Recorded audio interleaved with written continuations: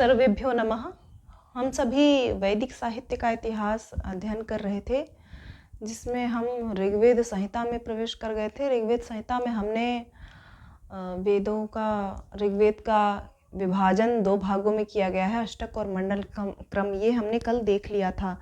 इसके पश्चात हमने आज देखना है कि ऋग्वेद के जो 10 मंडल हैं, मंडल क्रम का विभाजन जो 10 मंडलों में किया गया है, उन मंडलों में कितने सूक्त हैं। ये भी आपकी परीक्षा में प्रश्न पूछा जाता है, तो यह भी आप नोट कर लेंगे ध्यान से, अच्छे से इसको, कि किस मंडल में कितने सूक्त हैं। इसमें एक कॉमन है कि प्रथम और दशम मंडल में आपके सेम सूक्त हैं 191, और दशम मंडल में भी 191 हैं। ये मैंने लिख दिया है, आप इसे नोट भी कर सकते हैं, चाहे तो साथ साथ में नोट करते रहेंगे तो अच्छा रहेगा आपके लिए। तो प्रथम मंडल में आपका है 191 सूक्त, द्वितीय में है 43, तीसरे में है 62, चौथे में 58, और पांचवे में 87 सूक्त हैं, और छठवें में 75 सूक्त हैं, सातवें में है 104, 8th में है 103, नौवें में है 114, 10वें में है 191। ठीक है। इसे अब सबसे बड़ी समस्या है आपके लिए इसे याद करना। तो इसे याद करने का मैं आपको एक ट्रिक बता देती हूँ कि जैसे आप फ़ोन नंबर याद करते हैं कि 4362588775, बहुत ही आसान है। 4362, 2 नंबर से आपको 1 और 10वां सेम समान है, 191 और 191। एक से याद आपको करना ही नहीं है, याद ही हो जाएगा ये आसानी से। दूसरे से लेकर के छठवें तक आप इसे फ़ोन नंबर की तरह याद कर लेंगे। 4362, ऐसे 4362 588775।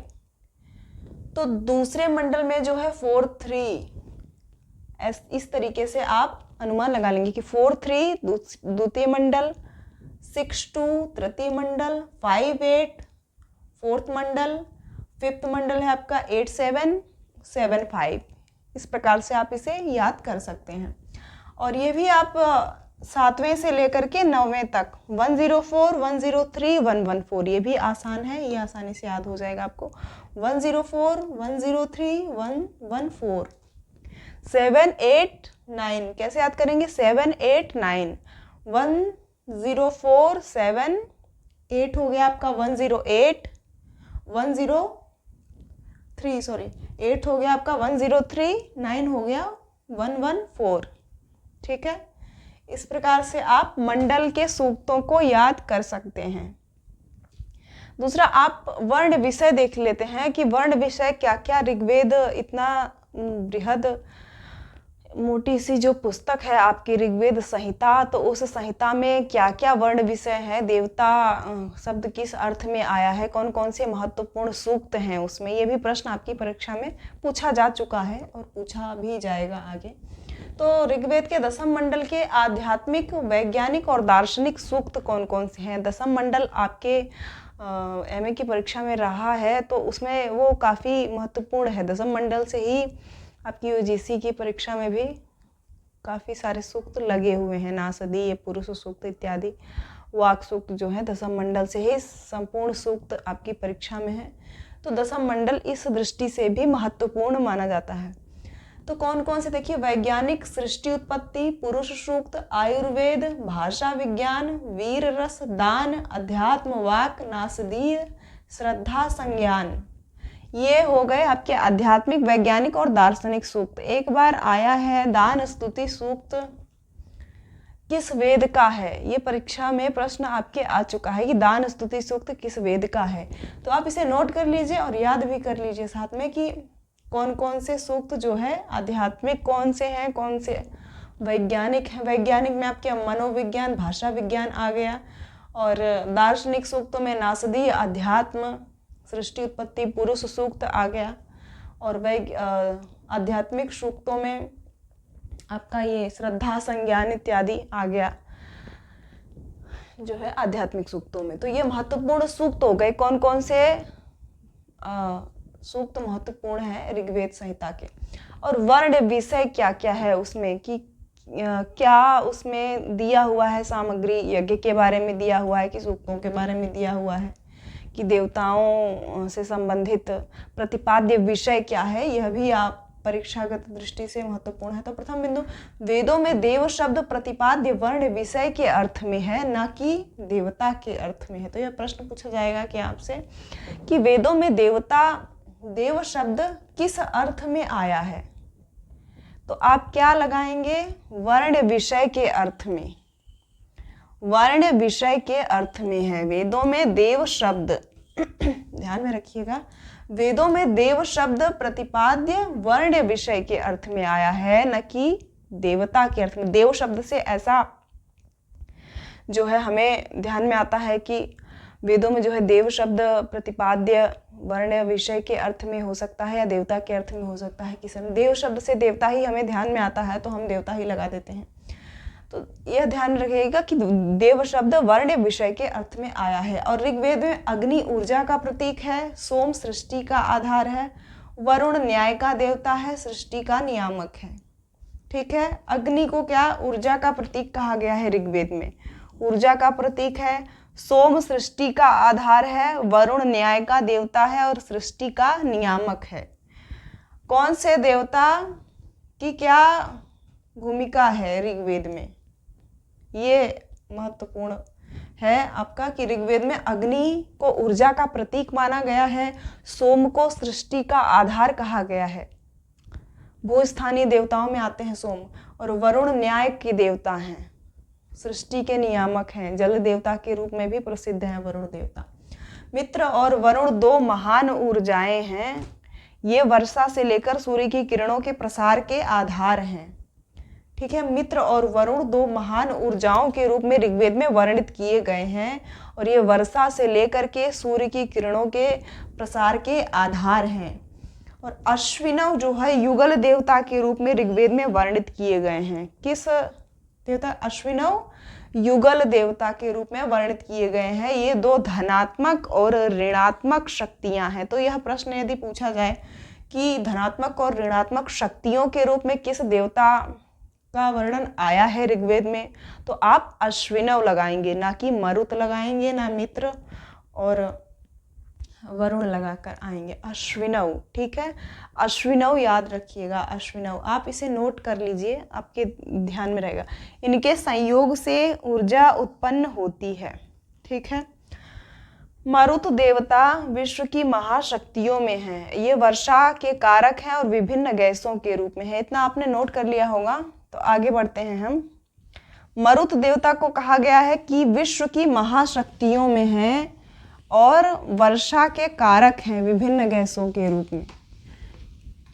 लिख लीजिए चाहे तो, विश्व की महाशक्तियों में है और वर्षा के कारक हैं विभिन्न गैसों के रूप में। कौन से देवता, मरुत देवता। मरुत देवता, मरुत देवता आपके विश्व की महाशक्तियों में है और वर्षा के कारक के रूप में वर्णित किए गए हैं। ठीक है, आपका जो हमने 1 से लेकर के 10 मंडल के जो सूक्त हमने पढ़े, उसमें से 2 से 7 मंडल तक ही ऋग्वेद में 2 से 7 मंडल तक ही मौलिक है। ठीक है, 2 से 7 मंडल तक मौलिक है। जो प्रथम मंडल है और 10म मंडल है उसे बाद में जोड़ा गया है, इसलिए उसमें सूक्तों की संख्या भी समान है और इन्हें वंश मंडल कहा जाता है। जो हमारे नए छात्र हैं वो नोट करते चलें तो बहुत ही अच्छा रहेगा उनके लिए। वंश मंडल, आपको यह तरीका भी पता चलेगा कि हमें पढ़ना कितना है और कितना ग्रहण करना है, कितना हमें नोट्स किस तरीके से बनाना चाहिए। तो मैं आपको पॉइंट वाइज आपको मैं इसीलिए लिखती जा रही हूँ, है ना, बोल भी सकती हूँ तो ताकि आपको नोट्स बनाने में आसानी रहे, इसलिए आप साथ साथ में नोट भी करते जाइए। तो ये 2 से 7 मंडल तक वंश मंडल कहा जाता है। इन्हें 2 से 7 मंडल तक मौलिक मंडल हैं। बाकी जो प्रथम और 10म मंडल है, 1st और 10, ये क्या है? नवीन है, नवीन मंडल है और बाद में जोड़े गए हैं, बाद में जोड़े गए हैं। ठीक है। और ऋषि देख लीजिए इसके बाद आप, मंडल और ऋषि, कि किस मंडल के 1 से 10 मंडल तक हैं आपके, और उनमें प्रथम मंडल में कौन से ऋषि, ये भी बहुत पूछा जाता है आपके, हर बार परीक्षा में प्रश्न पूछा जाता है। तो प्रथम, द्वितीय, तृतीय, चतुर्थ, पंचम, षष्ठ, सप्तम, अष्टम, नवम,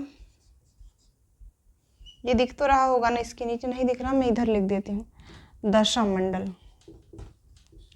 है ना। प्रथम मंडल के ऋषि कौन से हैं आपके? मधुच्छंदा, मधुच्छंदा, बहुत बार प्रश्न आ चुका है, मधुच्छंदा। ठीक है, प्रथम मंडल के ऋषि हैं आपके मधुच्छंदा ही आप लगा कर के आएंगे। वैसे तो 2-3 ऋषि और भी हैं, इसके अलावा मेधातिथि भी है प्रथम मंडल के, मेधातिथि, लेकिन अधिक महत्वपूर्ण जो है आप मधुच्छंदा ही हैं, क्योंकि ये अग्नि सूक्त के ऋषि हैं। प्रथम आपका सूक्त कौन सा है? अग्नि सूक्त है ना ऋग्वेद में, तो अग्नि सूक्त के ऋषि हैं मधुच्छंदा।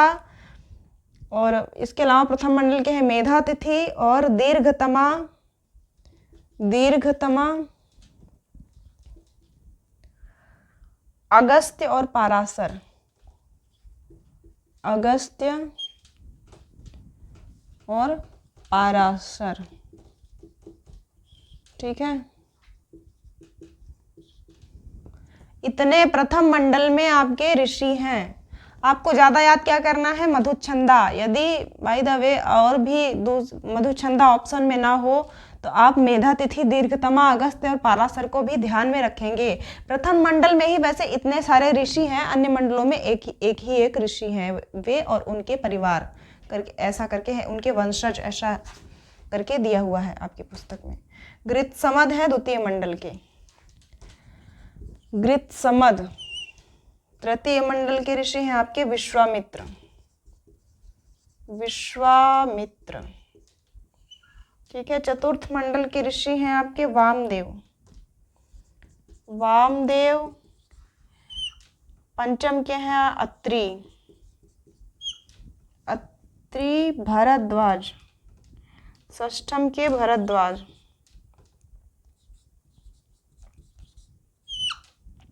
सप्तम के वशिष्ठ। अष्टम के हैं कर्ण व भृगु और उनके वंशज, कर्ण व भृगु। नवम के हैं पवमान सोम, पवमान सोम। ठीक है, पवमान सोम। दशम मंडल के ऋषि हैं आपके त्रित, विमत, इंद्र, श्रद्धा, कामायनी। त्रित, विमत, इंद्र, श्रद्धा, कामायनी। ठीक है, इतने सारे दशम मंडल में और प्रथम मंडल में, बस 2 ही मंडलों में आपके ज्यादा ऋषि, ये तो बिल्कुल अलग ही हैं, तो ये याद ही हो जाएंगे आपको आसानी से। त्रित, विमत, इंद्र, श्रद्धा और कामायनी। और प्रथम मंडल में मधुच्छंदा, तो कैसे याद करेंगे आप इसे?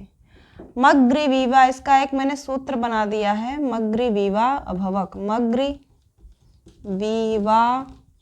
अभवक, है ना, ऐसे याद करेंगे आप इसे।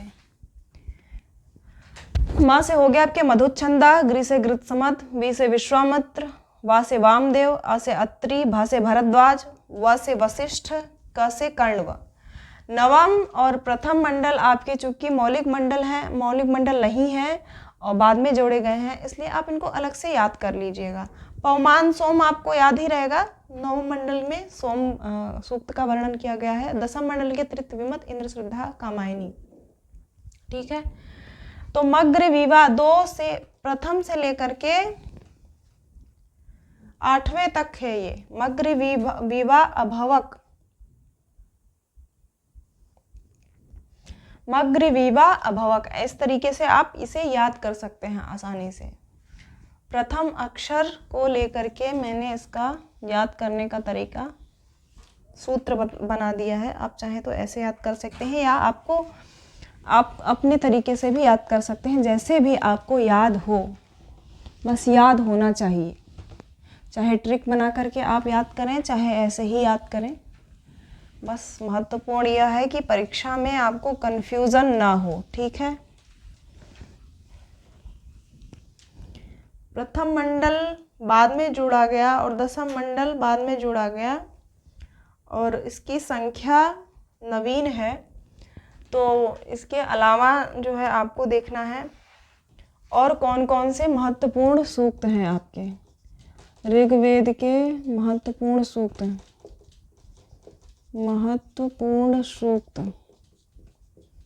जल्दी जल्दी से भी आप नोट कर लीजिए कौन कौन से महत्वपूर्ण सूक्त हैं आपके। पुरुष सूक्त 10-90, पुरुष सूक्त 10-90। नासदीय सूक्त 10-129। हिरण्यगर्भ, ये सभी आपकी परीक्षा में लगे हुए हैं। किसमें? यूजीसी नेट के एग्ज़ाम में के सिलेबस में आए हुए हैं। हिरण्यगर्भ का है 10-121। अस्यवामीय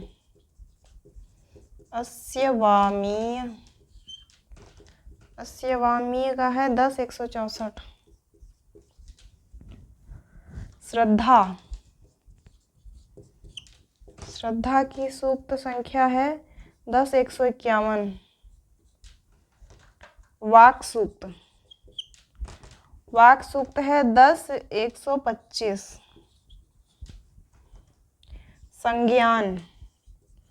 संज्ञान सूक्त है आपका 10-191 सूक्त संख्या है ये।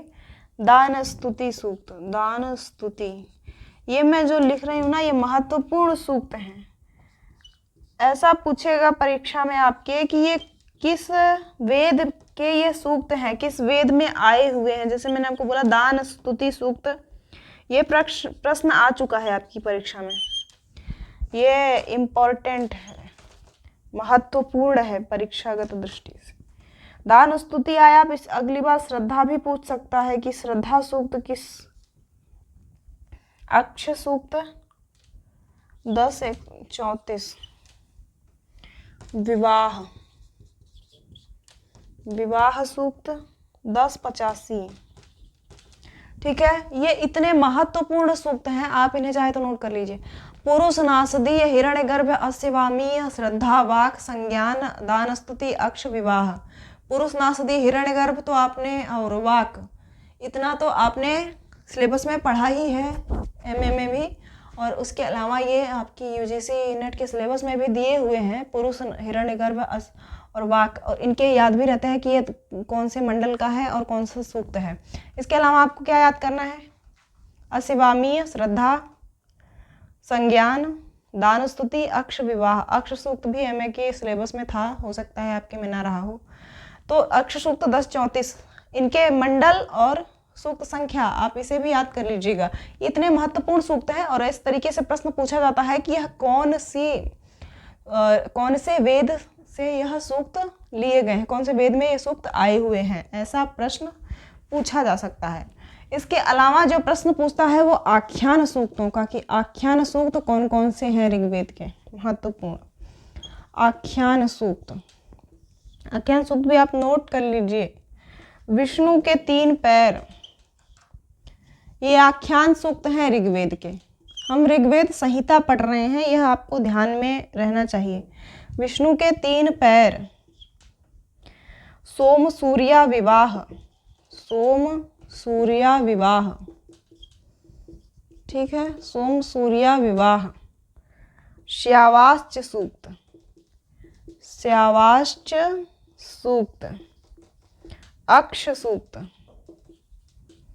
अक्ष सूक्त, मंडूक सूक्त, इंद्रवृत्त युद्ध, इंद्रवृत्त युद्ध, है ना। इतने जो है आख्यान सूक्त हैं ऋग्वेद में। विष्णु के 3 पैर, सोम सूर्या विवाह, स्यावाच, अक्ष, मंडूक और इंद्रवृत्त युद्ध। ठीक है। इसके अलावा संवाद सूक्त कौन कौन से हैं यह भी आप देख लीजिए। महत्वपूर्ण संवाद सूक्त भी प्रश्न पूछता है आपके एग्जाम में। संवाद सूक्त, ऋग्वेद के संवाद सूक्त, संवाद सूक्त भी आप नोट कर लीजिए। पुरुरवा उर्वशी संवाद सूक्त, पुरुरवा उर्वशी, पुरुरवा उर्वशी 1095, 1095, जिसमें पुरुरवा किसका प्रतीक है? सूर्य का, और उर्वशी उषा का प्रतीक है। ये पूछा जाए कि पुरुरवा किसका प्रतीक है ना, प्रतीक क्या लगाएंगे आप? सूर्य, दिन का। उर्वशी उषा यानी प्रभात का प्रतीक है। ठीक है। यम यमी संवाद भी आपके सिलेबस में है। यम यमी, यम यमी का कितना सूक्त संख्या है? 10 10 10 10, 10वें मंडल का 10वां सूक्त, जिसमें से यम दिन का प्रतीक है और यमी रात्रि की, है ना। यम दिन की प्रतीक है और यमी रात्रि की प्रतीक है। तो यम यमी हो गया। इसके अलावा जो संवाद सूक्त है आपके सिलेबस में वो है सरमापणि। महत्वपूर्ण संवाद सूक्त क्या है? सरमापणि। सरमापणि किस मंडल का है सूक्त? 10 108, 10 108। शर्मा बुद्धि की प्रतीक है। यहाँ पर पणि का नहीं दिया हुआ है किसकी प्रतीक है ये, शर्मा को याद रखिएगा। इसके अलावा विश्वामित्र नदी भी है, विश्वामित्र नदी। ये मैं ये नहीं बता रही हूँ संवाद सूक्त पढ़ने, ये बता रही हूँ कि ये महत्वपूर्ण संवाद सूक्त कौन कौन से हैं ये आपको ध्यान में रखना। 3 33। ठीक है। इंद्र मरुत, इंद्र मरुत संवाद सूक्त, इंद्र मरुत। अगस्त्य लोपामुद्रा, अगस्त्य लोपामुद्रा, अगस्त्य लोपामुद्रा। वशिष्ठ सुदास, वशिष्ठ सुदास संवाद। इंद्र इंद्राणी वृषाकपि, इंद्र इंद्राणी वृषाकपि। ठीक है। ये हो गए आपके महत्वपूर्ण संवाद सूक्त, इसे भी आप नोट कर लीजिए। कौन कौन से? पुरुरवा उर्वशी। इनके मैंने मंडल और सूक्त इसलिए नहीं बताया क्योंकि यह सिलेबस में नहीं है आपके। बस इतना याद रखना है आपको कि ये संवाद सूक्त ऋग्वेद संहिता के हैं, ऋग्वेद के हैं। ठीक है। क्या याद रखना है आपको? इतना ही याद रखना है कि ये इंद्र मरुत, अगस्त्य लोपामुद्रा, वशिष्ठ सुदास, इंद्र इंद्राणी। इसके अलावा यम यमी, पुरुरवा उर्वशी, सरमापणि, विश्वामित्र नदी।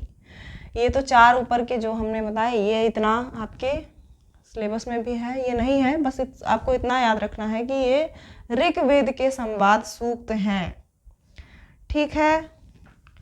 इसके अलावा एक सोम सूर्या विवाह जो है आपके इसमें, सोम सूर्या विवाह, सोम सूर्या विवाह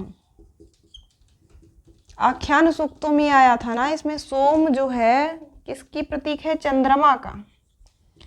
सोम चंद्रमा का है और सूर्या सूर्य की पुत्री है, सूर्य की पुत्री है। ठीक है। इंद्रवृत्त युद्ध में, इंद्रवृत्त युद्ध में इंद्र क्या है? इंद्र सूर्य है और वृत्त मेघ है। ये प्रतीक बता रही मैं आपको, प्रतीक भी आपको ध्यान में रखना है ना। प्रतीक भी ध्यान में रखना है। ये हो गए आपके महत्वपूर्ण आख्यान सूक्त, संवाद सूक्त और विषय वस्तु की क्या क्या विषय वस्तु है, कौन से देवता की प्रधानता है और कौन से देवता किस रूप में वर्णित किए गए हैं, देव शब्द किस अर्थ में आया है, ये केवल प्रत्येक पॉइंट से प्रश्न बन रहा है आपके, इसलिए आप इसे नोट कर लीजिए और याद करते रहिए। मिलते हैं हम आपसे ऋग्वेद संहिता को लेकर के आगे अगली कक्षा में। आज के लिए इतना ही। पढ़ते रहिए, अध्ययन करते रहिए। अगली कक्षा में मैं आपसे ऋग्वेद का कुछ जो हिस्सा बचा रह गया है संहिता का, इसके अलावा मैं आपको यजुर्वेद संहिता और सामवेद, अथर्ववेद क्रमशः ही बताती जाऊंगी और आप अध्ययन करते रहिए, नोट्स बनाते रहिए। धन्यवाद।